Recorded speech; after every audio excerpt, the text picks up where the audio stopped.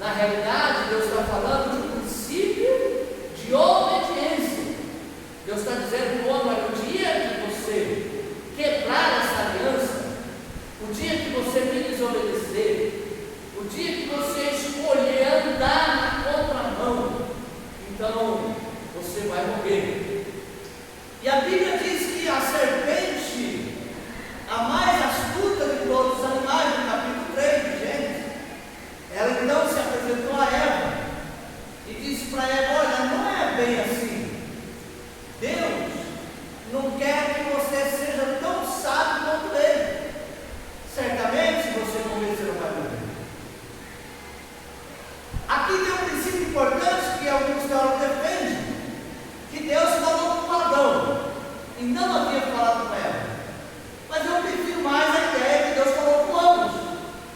Tanto Adão como Eva, ambos sabiam da informação que não poderia comer daquele fruto proibido, que não poderia comer daquele fruto, porque aquele fruto ele era simbólico, ele era figurado.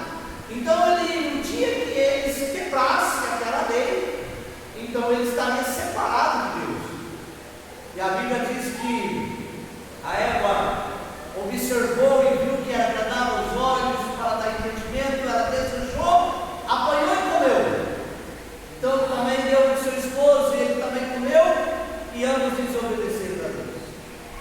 Agora o homem quebrou a aliança com Deus. Ele sai da dispensação da inocência, agora ele entra na dispensação da consciência. Ele é consciente dos seus atos. Agora o homem não é mais inocente. Ele realmente se tornou de nós, disse Deus.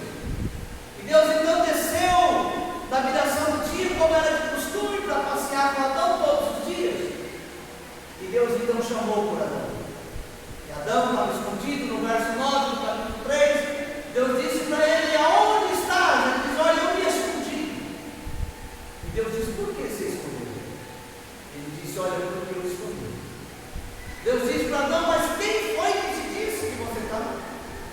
Percebe que o mesmo demônio que nos leva a pecar é o mesmo que vai nos acusar depois.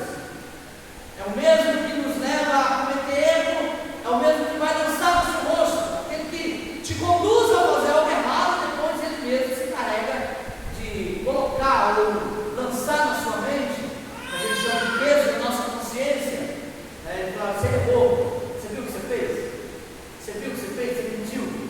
Você viu o que você fez? Você traiu. Você viu o que você fez? Você roubou. Você viu o que você fez? Você subornou. Você viu o que você fez? Você aceitou suborno. E aí por diante. Satanás é especialista em nos tentar, mas também é especialista em lançar nosso rosto, em querer nos envergonhar. E quando ele lança no rosto da pessoa: olha, você pecou.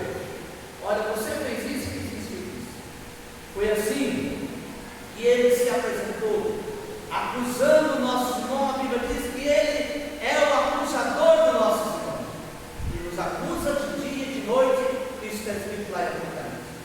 Adão quebrou a lei de Deus, pecou, desobedeceu, e a partir daquele episódio, desse ato de desobediência, a morte passou a reinar. Não tinha doença, não tinha morte, não tinha enfermidade e não tinha sofrimento.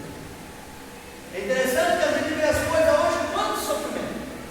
E às vezes eu vejo assim algumas pessoas que dizem que são ateus e eles se apoiam em cima dessa ideia de se existe um Deus, por que tanto sofrimento? Por que tanto sofrimento na África? Por que tanto sofrimento no sertão nordestino? Por que tanto sofrimento em alguma parte da Bolívia, uma parte do Peru e por aí vai, países bem pobres, né?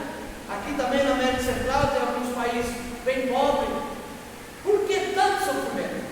Por que tanta gente morrendo de fome, resultado das guerras, as pestes? E se existe um Deus de amor, um Deus todo